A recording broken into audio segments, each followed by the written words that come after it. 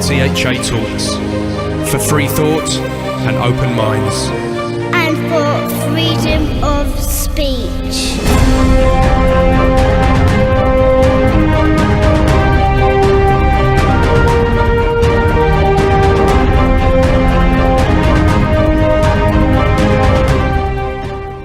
Hello, I'm Paul Obitelli and welcome to another edition of THA Talks, the alternative podcast show from the UK. Our talks include news, conspiracy, spirituality, the occult, science, history, art, philosophy, religion and much more. If you'd like to check out our full archive, just go to www.thatalks.com to listen to or to download all our free content. And if there's anyone who'd like to contact us and give some feedback, maybe you'd like to recommend a guest for the show, you can email us info@thatalks.com. And don't forget, you can subscribe to the show via our RSS feed, and you can also find us on iTunes and Stitcher and many other podcast directories out there.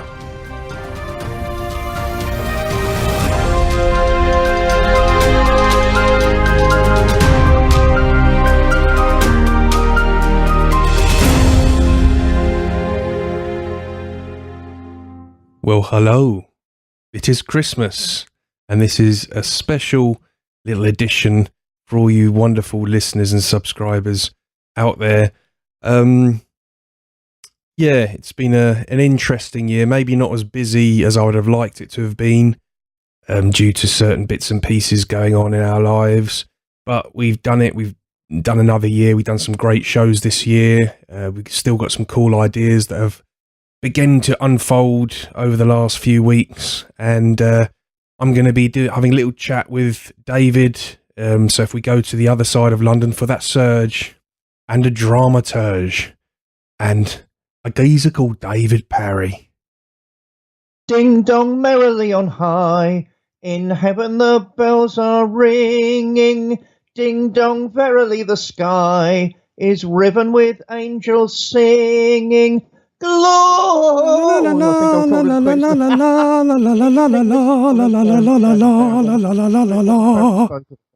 No, very good, very good.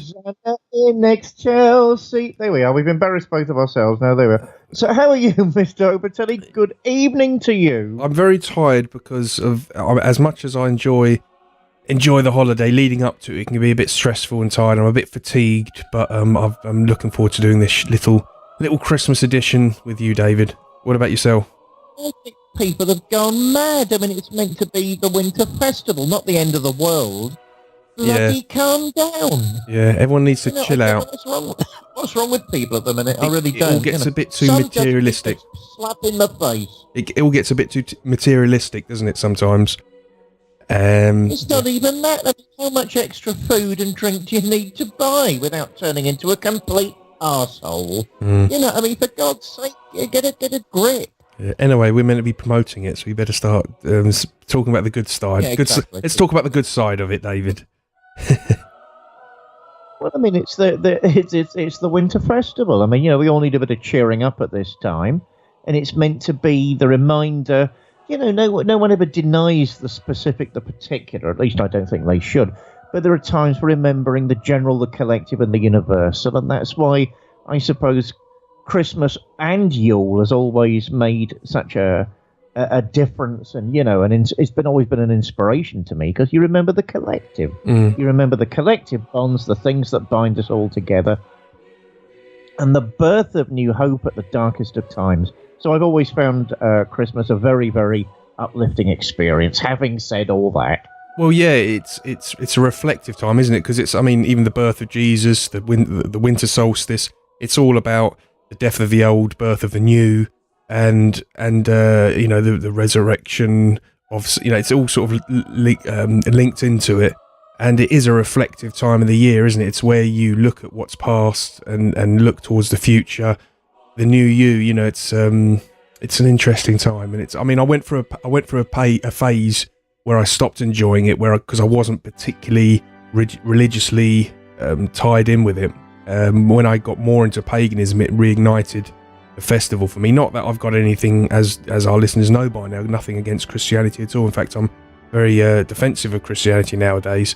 But it wasn't really what done it for me on that festival. It was the Yuletide, that sort of that lit the flame in me. But I think both the cultures of Christianity and paganism at this time of the year is something that should be protected and cherished, you know? Oh, I mean, you know me, Paul, and I think listeners to our show have worked out I'm a sort of perennialist. You know, they're all different aspects of the same thing, the same truths in every great tradition. Yeah, I mean, you know, certainly the pagans are very, very good at remembering the solstice, the actual physical rebirth of light.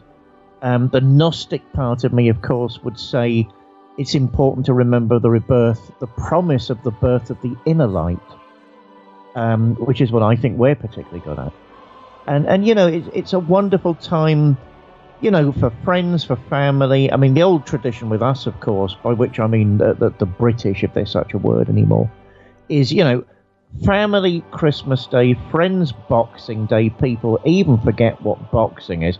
In North Europe, the rich, who weren't entirely monstrous at one point, used to put gifts in boxes for the poor the day after Christmas Day, and they would take them in boxes to demonstrate they were all one community. You know, so even that's a lovely tradition which I don't want to surrender to easily, and a bit of fun. Yeah, no, that's true. It's we are the ones that carry our traditions on and give it to the next generations and stuff. So if we complain about our culture, if we complain about certain traditions of how they're becoming that way because we're the ones that are making them that way. So sometimes we've got to be a bit responsible and say, look, it's us, it's now, it's what we make of it, you know?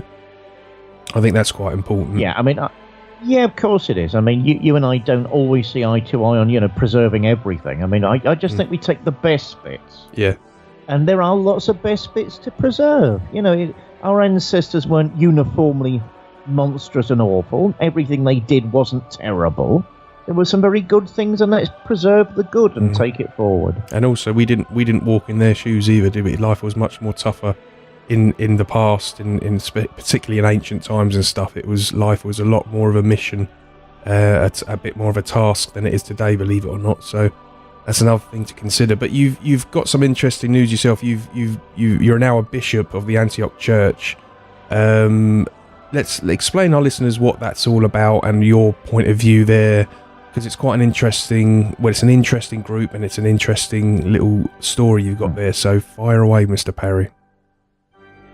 Well, I never hid my pagan interests on THA. In fact, I shared my spiritual journey with you and our listeners. I was involved, not entirely past tense, you know, with the heathen community, because I was looking for ancestors, and I'm very proud to say that, to my understanding, I found them.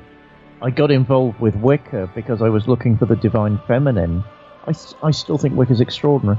And, you know, I can't say I didn't find her. I did, but what people may not have known is that actually I've been a minister for years. I was with the Unitarians for a long time. I was a Congregationalist minister for some time, and with the Metropolitan Community Church. So actually the common denominator in my work has always been ministry, usually free church of some form or other.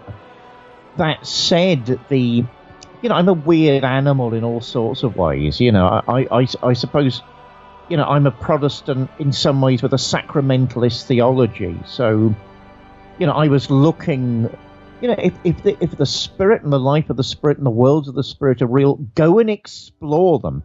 So for me, the Gnostic impulse, the Gnostic tendency, don't just sit there and swallow stuff, go looking for it and learn, was always there as well. I mean, it got me into lots of trouble at various times. But, you know, it was always very important. So a couple of years ago, after many years of discussion, of course, I was actually raised to the priesthood and the status of a bishop with the Valentinian Gnostic Church in a ceremony in a private, in a monastery. Right, I've got to be careful what I say here because I don't want to upset people.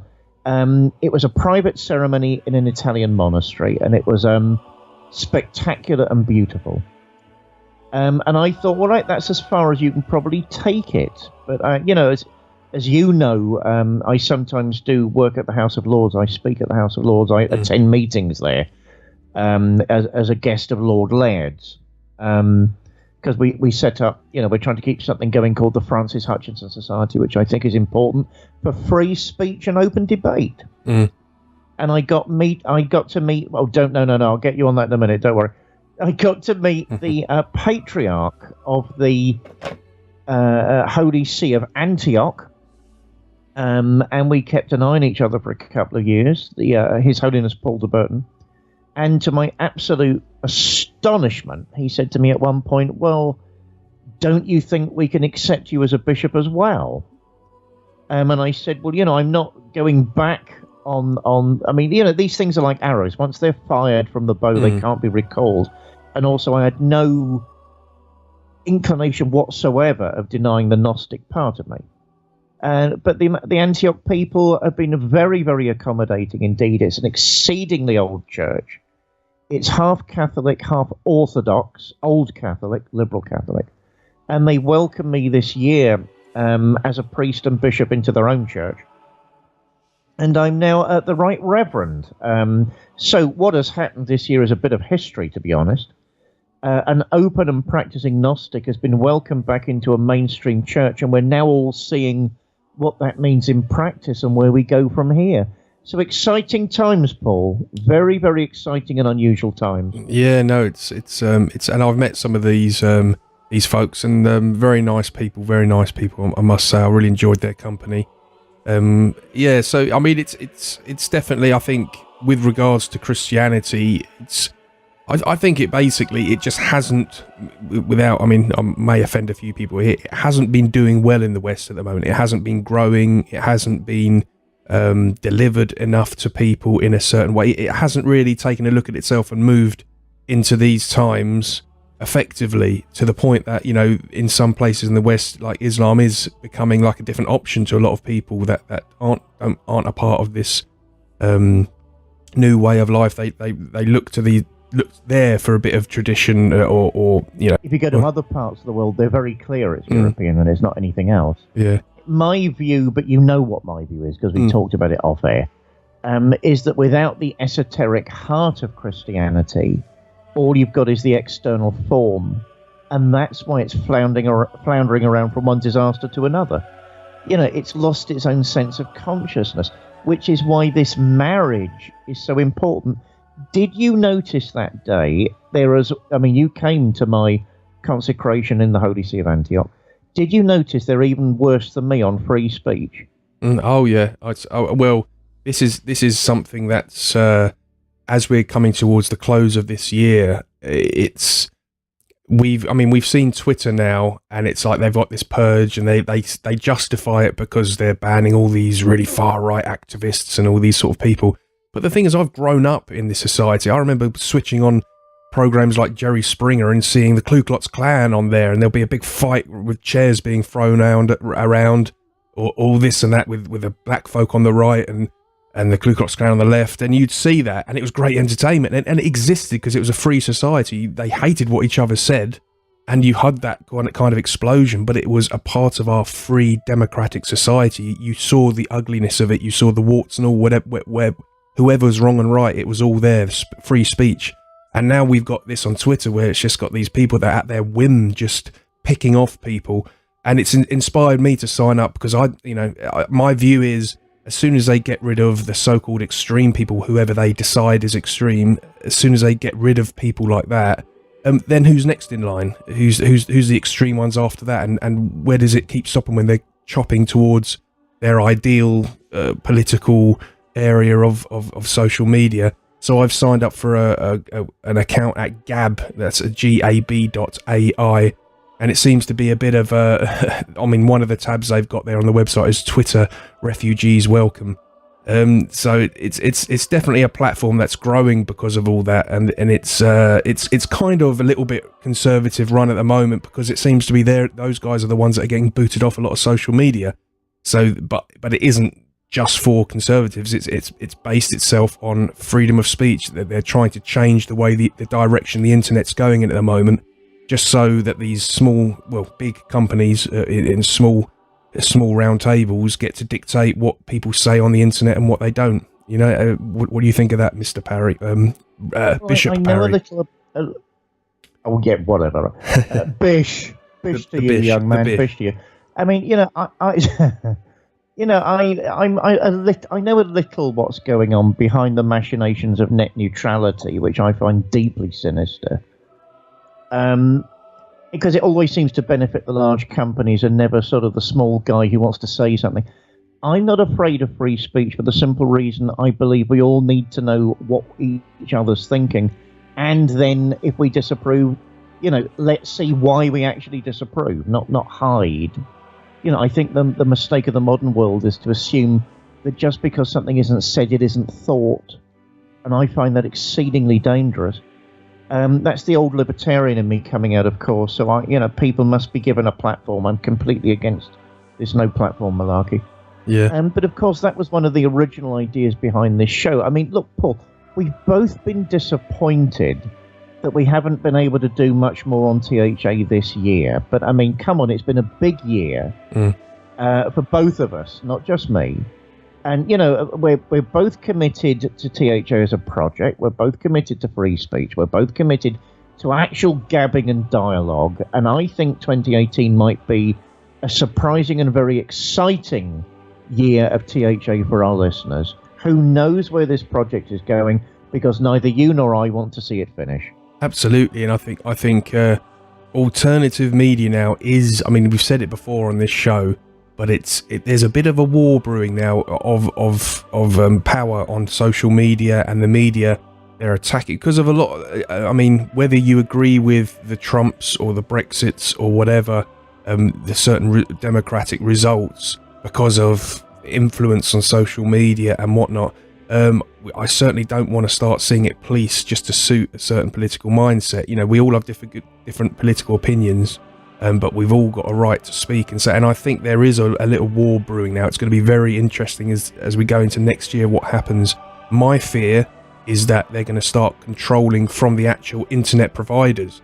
And if that happens, that's really scary, because that literally means there's just no, I mean, if you think how influential the internet is at the moment, without that, you really haven't got any free speech, because it's so difficult to rally now on the streets, because that normally there's just nowhere really to go and express yourself, and it could get ugly. So I think it's important that they don't censor the internet and using the excuse that it's full of extremists and we've got to do this because we've got this such a ISIS members that we've banned 150 of them. Well, it's easy to spot a terrorist, isn't it? I mean, that's common sense. We don't need to suppress free speech just to wield out terrorists. That's it's quite easy to spot the difference. So I think it's very important. I urge all our listeners to get behind freedom of speech, whether you're left or whether you're right. We all possess freedom of speech, and it's a good thing that we can argue, even dislike and hate each other's point of view. We need to fight for the right to be able to hear someone and hate their point of view, because that's part of free speech and democracy. I'm going to step off that fantastic little soapbox I was on there, David, now. Oh, that was rather good, actually. I mean, obviously I'm a follower of Voltaire. I don't approve of what is being said, but I defend with my life the right to say it and all that sort of stuff. Free speech is the cornerstone of nearly every other civic virtue. It is exceedingly dangerous to have it attacked and potentially brought down. I mean, Richard Rudgley, an old friend of mine, of course, was saying that one of the early visionaries behind the internet, when nobody listened to him, said the internet was going to change Western communication. It was going to take over this, that, and the other. It would be the preferred medium of all sorts of people. And that was very early on, and no one believed what he was saying. Before the internet really had left military hands. People tend to forget it was used in military circles before it became a commercial service. I noticed, because Rudgley told me the other day, his name's completely gone. It will come back. That the same authority is actually now saying that the internet will wither away because of all the control and surveillance. And what we need to do now is start looking for new mediums of communication. And of course, that's terrible, but it's also exciting. If that's true, the struggle goes on. The struggle for freedom, the struggle for liberty goes on until it is won. My trouble with even the reactionaries we have on this show is I don't want them not to be heard. Well, this You know, is the forces of liberty. I just finished that bit, Paul. You know, the forces of liberty are very, very thin globally. You know, shows like this simply wouldn't be permitted in very many cultures. You know, so I want the reactionaries on. I want them saying their piece. I want to be able to disagree with them. I mean, you and I have always adopted a policy, and maybe we need to discuss that next year. Yeah. You know, of letting each individual guest, you know, giving them the floor, giving them free rein, and just trying to coax them with a few questions. And I think that's been a very successful and winning formula.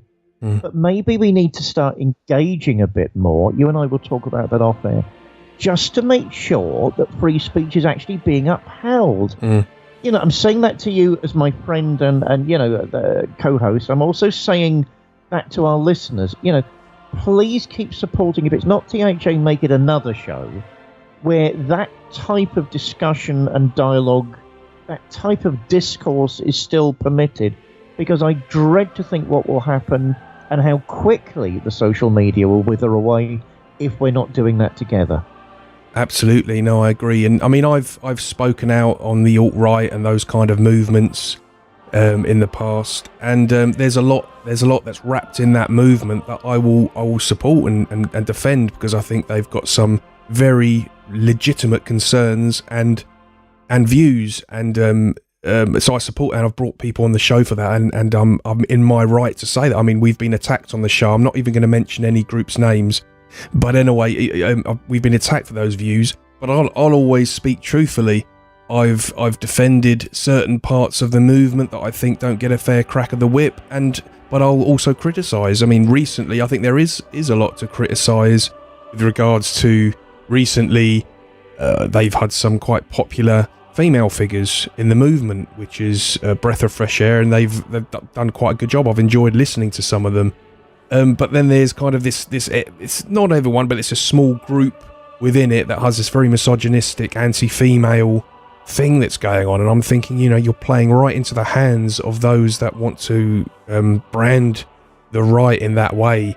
And I'm quite surprised that a lot of people are kind of doing that in that movement. I say a lot of people, the friends that I have in the movement are not at all like that. But yeah, but so I'll piss everyone off. I don't care. I'll criticise the alt-right. I'll defend the alt-right. I'll criticise the left and pick out whatever's good about the left. You know, it's all free speech.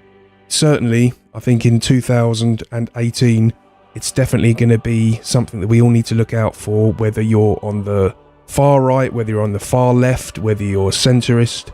I'm kind of a fan of Pepe the Frog, because I think he's, you know, Keck was the one that shined light on the truth, you know, shined light on if there was imbalance, it would shine light on that. So, and that's why he's been so effective, because of the way that certain politically correct ideas have been so biased and dominating in society. Keck was the man to reveal it, but Keck can pick and choose whether he's going to be on the left and right. So it'll be interesting to see how he develops into 2008 as well. So yeah, anything else you'd like to add for that one, David? Well, I mean, I don't really talk about my politics much. I suppose, like labels, you know, whatever. I suppose I'm a left-leaning libertarian. My concerns in the past were the radical reduction of liberties in our society, which is still a concern, by the way. But now I'm really worried that we're forgetting the bonds that bind us together. So, you know, that's one of the things I want to explore in 2018. But, Paul, before we round off, we've got to start thanking our guests that have been on the programme this year, some of which have been controversial and some of which have been absolutely enlightening. You know, they've given their time for nothing.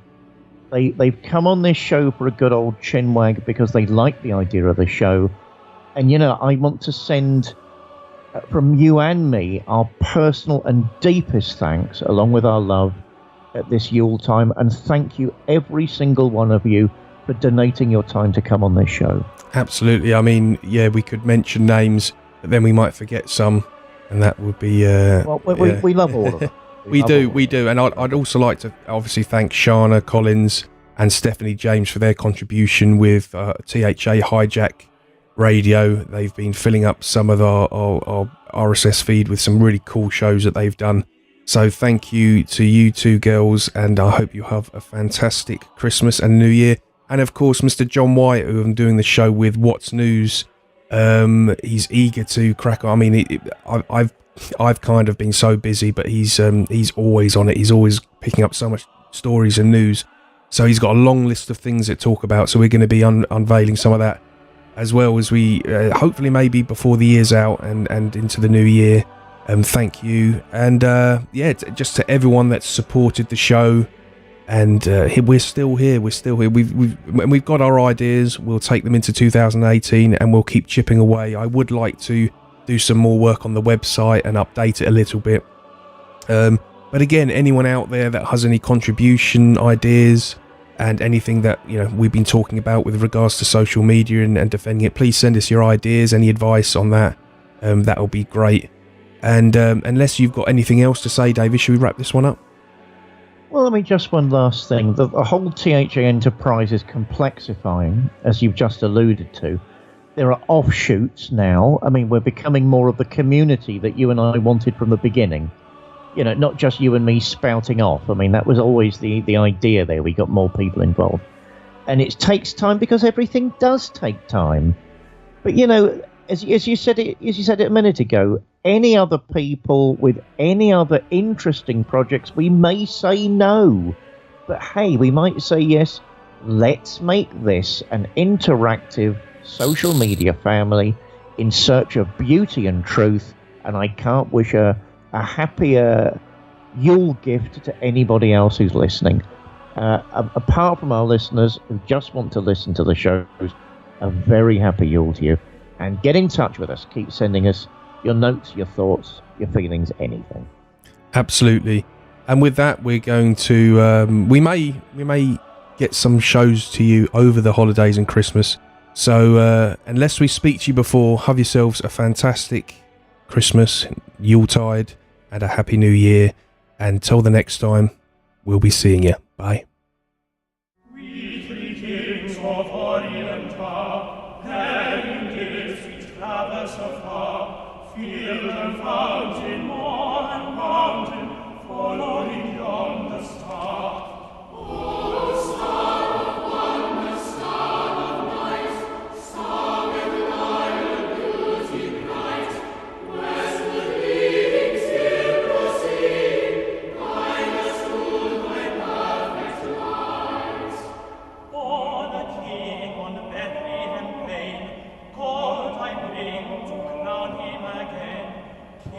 For